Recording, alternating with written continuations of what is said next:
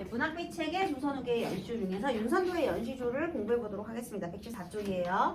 어부사시사와 만흥은 둘 다 윤선도의 작품인데요. 우리 윤선도의 연시조를 비롯한 조선시대의 연시조는요. 대부분 강호가류 또는 오륜가류로 나눌 수 있어요. 강호가류는 주제가 뭘 것 같아? 자연친화적 삶의 태도, 안빈낙도 이런 것들. 그럼 오륜가류는 뭐게요? 유교적인 교훈을 주는 거야. 그러면 여러분, 오륜가류는 누구를 위하여 지은 시일까요? 아니야. 잘 누구에게 말해주고 싶은 걸까요? 그렇지. 왜냐면 백성들이 문자생활 잘 못하잖아. 그러니까 쉬운 노래를 통해서 인간이라면 누구나 지켜야 할 예의범절을 알려주고 싶었던 거야. 그죠? 그래서 오륜가류는요, 유교적인 교훈적인 성격을 담고 있어요. 이제 그런 유교적인 내용. 그 다음에 우리 조선시대의 강호한정가류인데요. 강호한정가류가 도대체 왜 이렇게 많이 발전을 하였는가? 이건 이제 정치적인 현실과 관련이 있어요. 여러분 모두가 아시다시피 우리 당쟁이 끊이지 않는 사회잖아. 우리 조선 사회는요. 그래서 정치에서 밀려난 사람들이 이제 자연에 은거하는 목적으로 이제 시를 짓는 거예요. 여러분 사대부의 의미가 뭐예요? 사는 뭐야? 선비. 그래서 자연에 은거를 해야 되죠. 그 다음에 대부는 뭐예요? 대장부. 그러니까 정치적인 현실에 참여하는, 그러니까 우리 수기치인 중에서요. 수기, 자기 자신의 심성을 수양하는 게 이제 선비로서의 모습이고요. 치인, 백성들을 다스리는 모습이 이 대부로서의 모습이란 말이에요. 근데 너네 선비가 먼저일 것 같아? 그러니까 수기가 먼저일 것 같아? 치인이 먼저일 것 같아? 사대부는? 수기. 아니에요. 치인이 먼저예요. 일단 사내 대장부로 태어났으면 입신양명을 먼저 해야 돼. 그래서 임금님을 보필해서 내가 먼저 정치, 그러니까 백성들을 잘 다스리는 걸 먼저 해야 되는데 그게 안 되지. 내가 하고 싶다고 할 수 있는 게 아니잖아. 자꾸만 밀려나. 그러면 수기하러 가는 거야. 심성 수련하러 가는 거야. 그러니까 일단은 정치에 참여하는 게 제일 먼저예요. 그걸 먼저 해야 돼. 왜냐하면 그게 바로 반상의 법도거든요. 반상이라는 건 지배층과 피지배계층. 그래서 반, 지배계층에 두 개의 반이 있죠. 문반, 무반 이렇게. 그래서 걔네들이 항상 지배계층으로 태어났기 때문에 백성들을 잘 다스려야 하는 게 그게 첫 번째. 근데 그게 안 되는 경우 그래서 있잖아요. 고전 시가에 등장하는 자연은 전부 다 속세와는 단절된 공간으로 나오는 거예요. 왜냐면 자연에 은거해야 되니까. 그래서 자 역시나 이 윤선도의 연시조, 윤선도 자체가요. 유배를 갔어요. 성균관 학사였던 시절에. 그러니까 저 시퍼렇게 어렸을 때 우리 간신의 횡포를 비판하는 상소문을 올린 거야. 그런데 너무 주제 넘었어.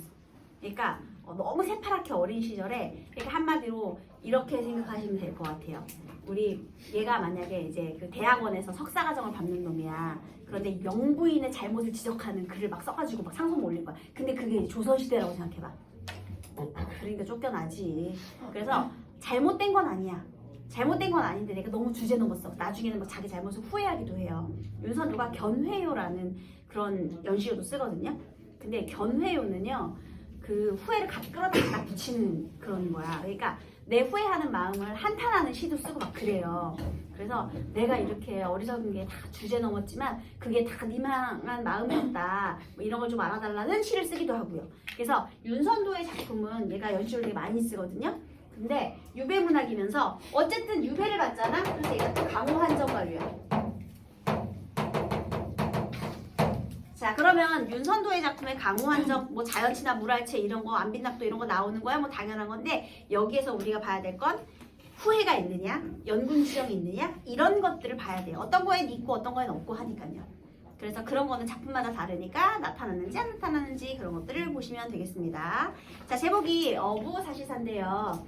우리 고전 신화에 등장하는 어부, 생활인으로서의 어부가 맞을까요? 아니죠. 그럼 여기에서의 어부는 무슨 의미예요? 자연의 주인, 그러니까 풍월 강산의 주인으로서의 어부예요. 그러니까 자연의 풍류를 즐기는,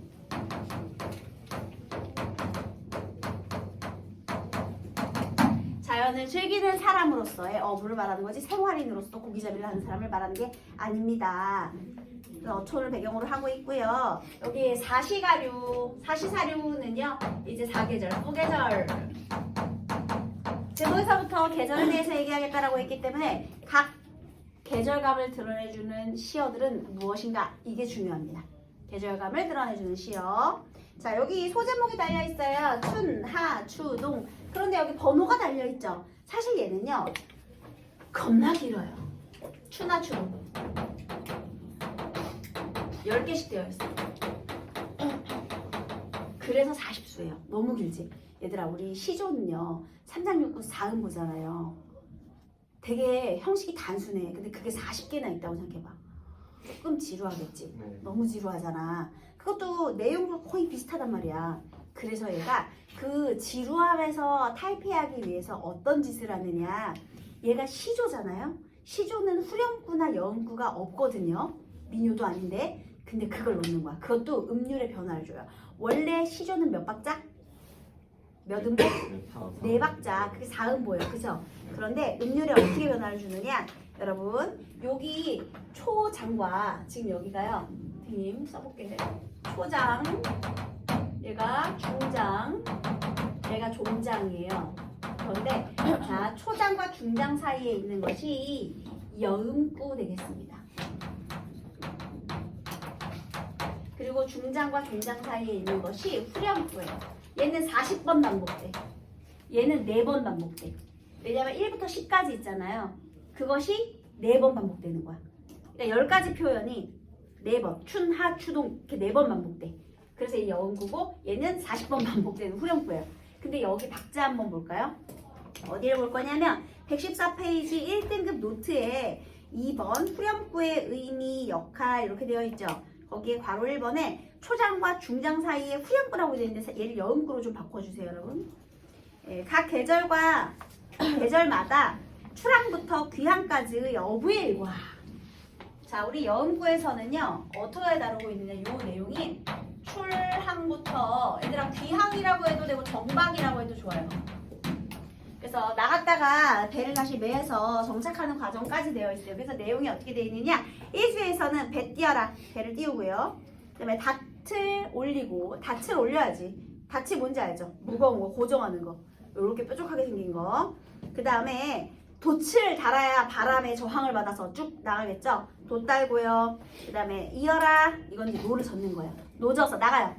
얘들아, 이거 순서를 물어보는 문제가 옛날에 덕계인지 덕정인지에서 요거 아마 덕계였던 것 같아. 요게 그 문화교과서에 실려 있는데요. 요게 그 학습활동 조그만 편에 조그맣게 실려 있어요. 근데 이거를 순서대로 A부터 그 뭐 이렇게 그러니까 기억 니은 디귿 니은 해가지고 순서대로 연결하는 문제가 낸 적이 있어요. 내신에서. 너무너무 치사하지 얘들아. 이 순서대로 너무 치사하지. 이게 덕계인지 덕정인지 내 기억이 안 나. 덕현인지 아무튼 덕 들어간 학교에서. 그래서 너무 치사하지만 이거를 또 찌금 맞출 수 있어요. 왜냐면 순서대로 생각해봐. 자, 일단 배를 띄워야 되죠. 그 다음에 닻을 들어 올리고요. 돛을 달아야죠. 그리고 이제 노져요. 한 번 더 져요. 그 다음에 이번에는 돛부터 내려야죠. 얘들아, 돛하고 다시 뭔지 알죠? 배가 이렇게 있으면 얘가 돛, 얘가 닷, 얘가 다시예요. 자, 그래서 돛을 내리고요. 그리고 배를 세운 다음 배를 메고 닻을 내리고 배를 붙이는 거예요. 알겠죠? 그래서 그 과정이 출항부터 정박까지. 근데 어떻게 되게 사실적이지. 그래서요, 얘를 통해서 드러내는 건요 굉장히 사실적이죠.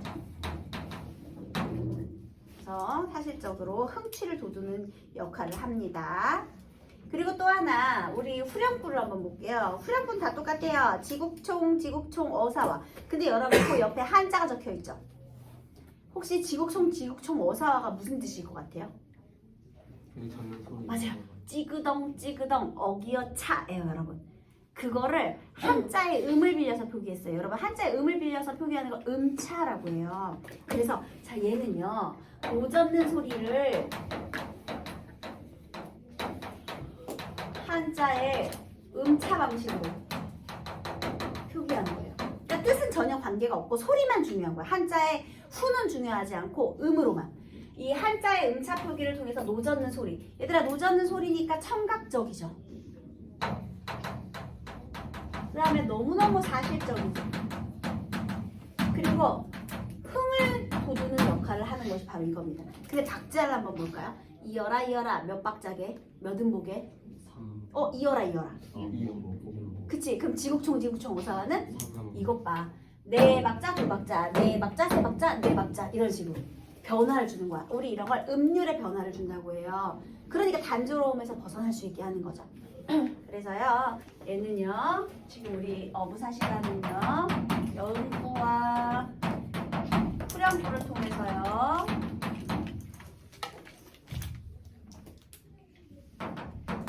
사실성을 부여하고 음률의 변화를 주어서 단조로움에서 탈피하게 하고요. 그 다음에 흥을 돋우는 역할을 합니다. 어기야 아니야 찌그덩 어기여 차 신나잖아요 여러분. 안 신나면 어쩔 수 없지만 신나는 표현입니다. 그래서 요 여음구와 후렴구의 역할을 자주 물어봅니다 여러분. 그래서 일단 이거 기억해 두시고요. 자 그러면 이제 내용을 한번 볼게요. 이제 봄의 계절감을 드러내주는 게 뭔지 한번 보도록 하겠습니다. 선생님이 여기 여음구와 후렴구는 이제 제외할게요. 초장, 중장, 종장만 따라 읽어보겠습니다. 우는 것이 뻐꾸기인가 푸른 것이 버들숲가 어촌 두어집이 내 속에 나락들락 맑은 깊은 소에 온갖 고기 뛰노는다. 자 여러분 여기서 봄의 계절감은 무엇이 드러내고 있을까요? 옳지! 얘들아 뻐꾸기는요 봄에 울어요. 왜냐면 이때가 산란기거든요. 그래서 뻐꾸뻐꾸뻐꾸뻐꾸 막 울 때쯤 이제 봄의 춘경을 끝내야 하는 그때가 되겠습니다. 그래서 어쨌든 뻐꾸기 봄에 울고요. 그 다음에 또 버들숲 버드나무의 이파리가 푸릇푸릇하게 돋아나는 때 그때가 바로 봄입니다. 그래서요 자 봄의 계절감을 드러내주는 시어가 바로 얘네들이에요.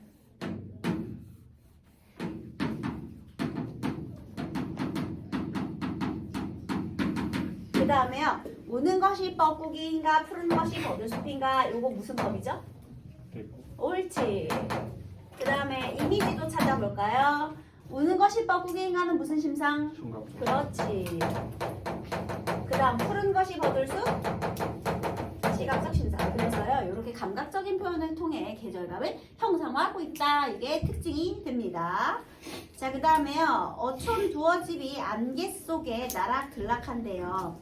여러분, 어촌 두어집이 안개 속에 보일랑말랑한데 얘는 멀리서 밖에 가까이서 밖에? 멀리서. 그렇지. 원경. 그 다음에 맑고 깊은 연못에 온갖 고기가 뛰는데요. 얘는요? 근경. 그렇지. 원경에서 근경으로 시선이 이동하고 있죠. 자, 그 다음에요. 여기서 온갖 고기가요.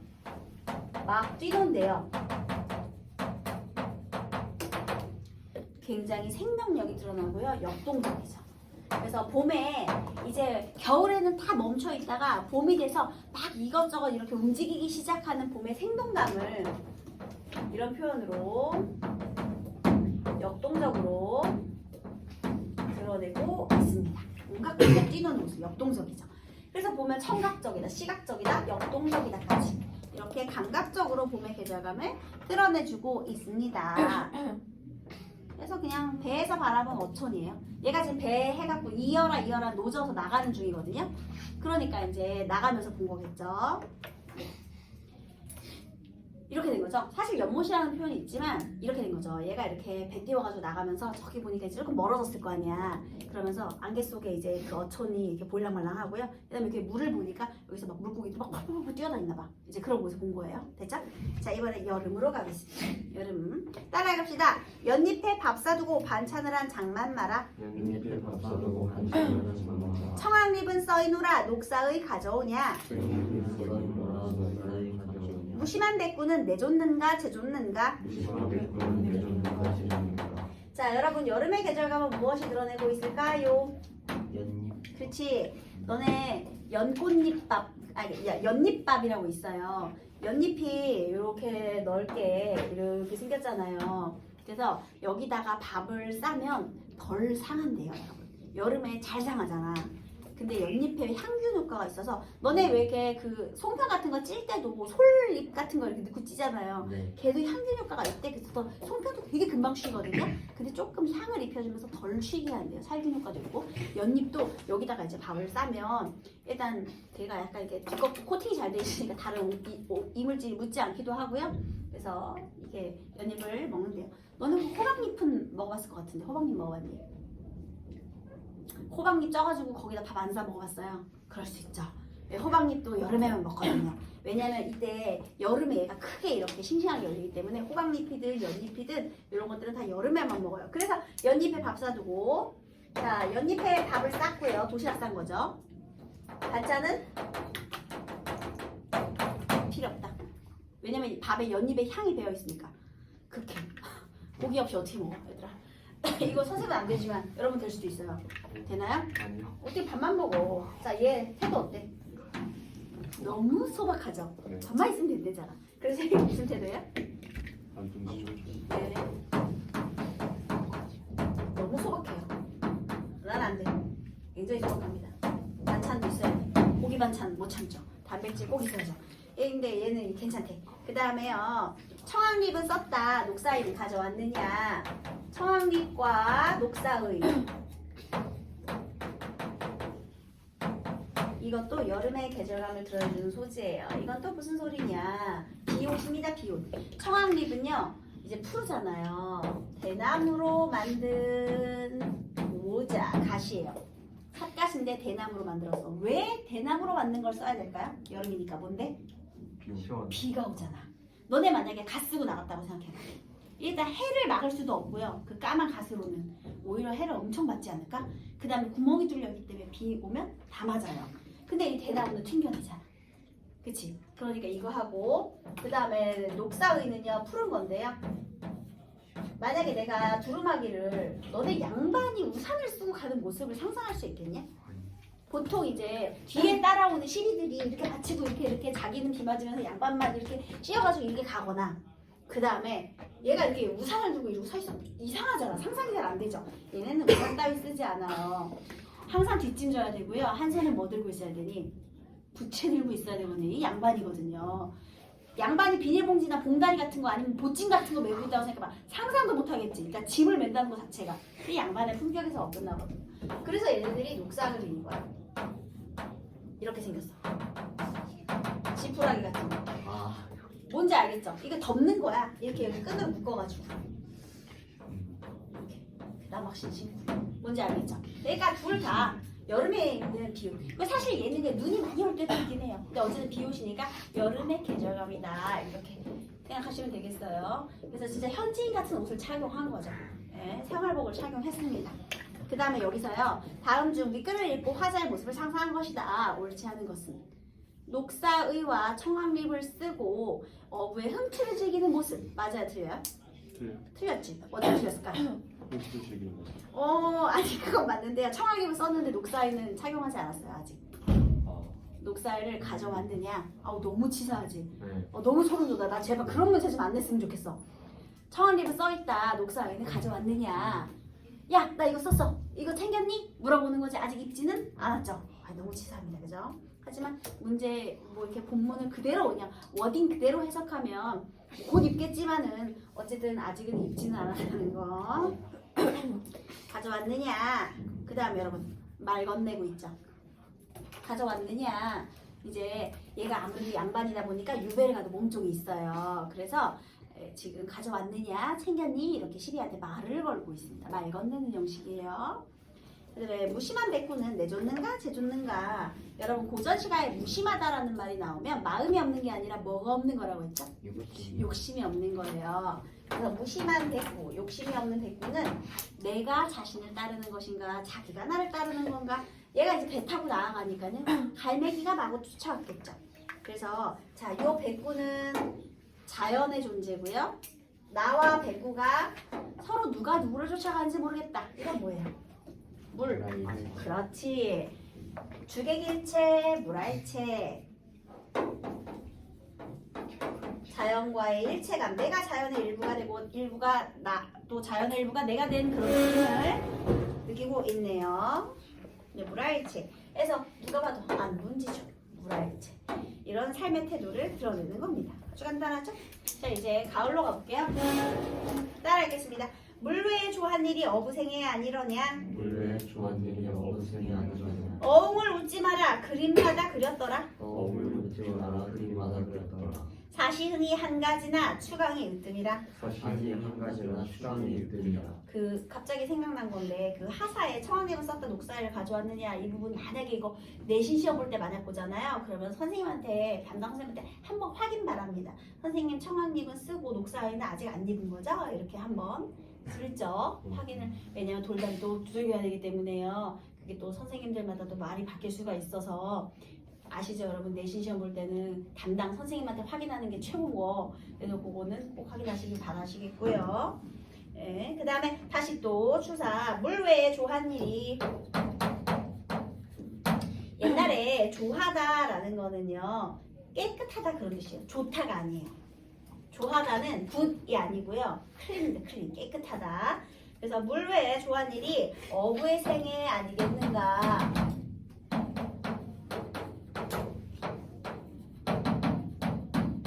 얘들아 그럼 물외는요 자연의 공간일까 속세의 공간일까? 저요. 그렇지. 왜냐면 물이 속세고요. 물외니까 얘는 자연의 삶인 것. 거기서 깨끗한 것이 바로 어부의 생애다. 자 여기서 서술법을 사용해서요 본인 삶에 대한 만족감을 강조하고 있죠. 그죠? 만족감을 강조하고 있습니다. 그 다음에 어웅을 웃지 마라. 그림마다 그렸더라. 얘들아 어옹이 누구야? 어부지. 늙은 어부. 그러면 웃는다라는 건 비웃는 거야. 근데 비웃는 주체들이 누굴까? 세속적인 가치를 중시하는 사람들이 비웃는 거죠. 그러니까 야 니네 어부의 생애 초라한 거 아니야. 그림마다 그려져 있어 라는 건 우리 옛 성현들이 추구하던 가치가 바로 이것이다를 강조해 주는 거죠. 네, 그 다음에 여기도 자부심이 드러나요. 옛 그림마다 그려져 있어. 그 다음 사실이 한 가지지만 추강이 으뜸이라. 얘들아 얘는 봄, 여름, 가을, 겨울 중에 어디가 제일 좋대? 가을이 제일 좋대. 얘가 최고 좋대. 쓰리풀. 얘들아 너네는 봄, 여름, 가을, 겨울 중에 언제 제일 좋아요? 가을. 가을이야? 봄? 여름? 여름? 네, 이렇게 각자 계치가 있잖아요. 근데 우리 윤선도의 계치 알고 싶지 않았는데 알게 됐네요. 얘는 가을을 좋아하는 남자랍니다. 네, 그 다음에 이번엔 동사 겨울이에요. 읽어볼게요. 간밤에 눈 갠 후에 경물이 달랐고야. 간밤에 눈 깨면 겨울이 달랐고야. 앞에는 만경유리, 뒤에는 천겹, 옥산. 앞에는 만경들이 뒤에는 천국적 천겹, 옥산. 선계인가 불계인가 인간이 아니로다. 선계인가 불계인가 인간이 아니로다. 여러분 있잖아요. 우리 아까 가을의 계절감은 어디서 확인할 수 있어요? 그냥 여기 가을이라는 말이 그냥 드러나 있죠. 그래서 여기서 일단 하고 나머지는 없어요. 그 다음에 우리 겨울의 계절감은 어디서 드러날 수 있나요? 맞아요. 그리고 자 다음 표현을 한번 볼게요. 눈이 내려서 경치가 달라졌죠. 왜냐면 온 세상이 하얗게 됐으니까요. 앞에는 뭐가 있느냐? 앞에는 만경유리. 얘들아 근데 지금 얘가 바다를 보고 있잖아요. 만경, 넓은 유리거든요. 바다 얼어요 여러분? 아니요. 그럼 만경유리는 뭘까? 유리같이 맑고 깨끗한 바다. 엄밀히 말하면 얘는 계절감을 드러낸다고 할 수 없어요. 어은 게 아니야. 엄밀히 말하면. 그래서 얘도 내신 시험 볼 때 확인하셔야 돼요. 네, 얘도 확인하셔야 됩니다. 왜냐하면 바다는 얼지 않기 때문에 그냥 넓고 깨끗한 바다예요. 넓고 깨끗한 바다. 그 다음에 뒤에는 천겹이나 덮인 옥으로 된 산이거든요. 천겹의 옥산. 그런데 자 여기서 옥은 무엇을 의미할까요? 자 지금 왜 옥이 덮인 산이 됐죠? 그래. 그럼 얘는 겨울의 계절감을 드러내줄 수 있죠. 선생님 혹시 거기 위에 만년설 아니에요? 만년설? 또 딴지건 애들 있죠. 선생님 만년설 아니에요? 선생님 그거 혹시 바위 아니에요? 바위산 아니에요? 그러지 말고 눈이 왔으니까 1000개배 5번 덮었다라는 건 눈으로 덮인 산. 그래서 여기는 맑고 깨끗한 바다고요. 맑고 깨끗한 바다. 그리고 뒤에는 눈 덮인 산. 이 눈이 덮인 산이 있는 거죠. 아이 배산임수 아니겠습니까? 훌륭한 지역이죠. 그래서 요거를 보고 자 여기도 역시나 무슨 법? 법. 그 다음에 이걸 보니까요. 선계냐 불계냐 인간 세상 아니네. 자 선계불계 이게 바로 자연 이상적인 공간이고요. 인간 이게 속세라는 거죠. 그래서 서로 대비를 통해서요. 여기도 만족감, 자부심, 만족감을 강조하고 있죠. 또 감탄을 하고 있죠. 예찬적 태도를 드러내고 있는 겁니다. 마치 여기가 이상향 무릉도원인 것 같다, 별천지 같다 이렇게 이상향에 대한 예찬을 드러내고 있죠. 그러니까 눈 덮인 각촌이 굉장히 아름답다라는 거예요. 네, 그래서 여러분 여기 정답 한번 맞춰볼까요? 1번은 몇 번인가요? 5번. 그쵸. 여기서 치열한 사회 공간 말도 안 되죠? 이 작품의 표현상의 특징은요? 그렇죠. 자연물과의 대비를 통해 고기잡이를 드러내는 자연물과의 대비 이게 틀렸죠. 왜냐하면 물알체니까 백부랑은. 그 다음 후렴구에 대한 설명이 아닌 것은 5번. 그죠. 5번이죠. 왜 작품 전체의 내용과 별다른 관련이 없지만 이게 왜 틀렸죠?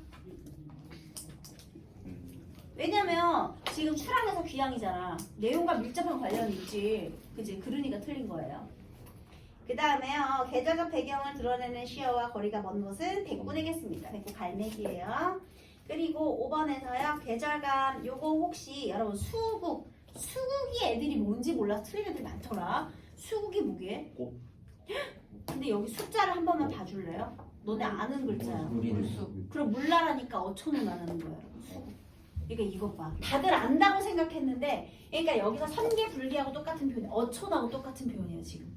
어촌, 선계, 불계, 수국 다 그 강촌, 그러니까 자연 친화적인 공간이고요. 거기에 가을이 드니 고기가 살쪘대요. 가을의 풍요예요. 그죠? 그리고 가을이라고 했잖아. 그러니까 당연히 다를 골라야 되겠죠. 그 다음에 만경, 징파 이거는 뭐냐면요. 큰 파도. 실컷 즐기자. 인간 세상을 돌아보니 멀수록 더욱 좋자. 인간이 속세가 되겠습니다. 그래서 수국과 인간이 또 대비를 이루는 겁니다. 그 다음에 윤선도의 만흥 여기 뒤에 나오는 연시료인데요.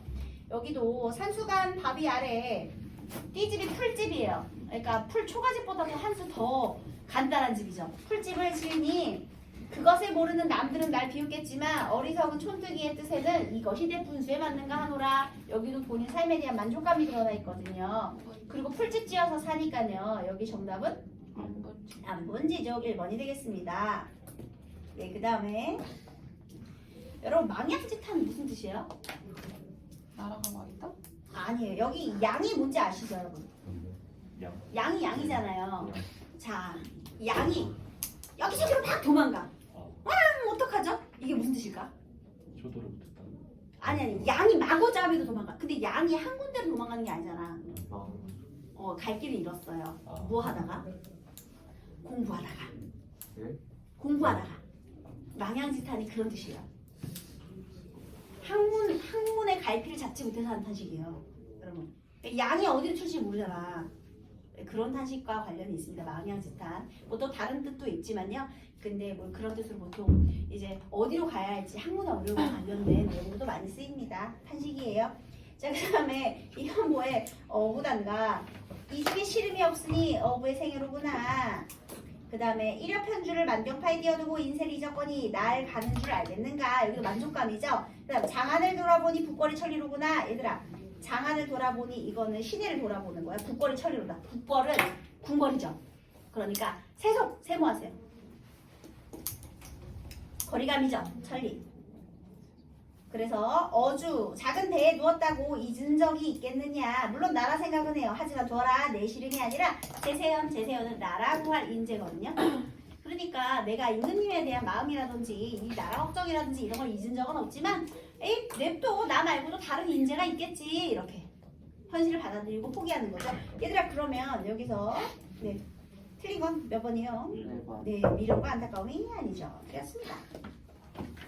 그래서 여기까지 해보겠습니다.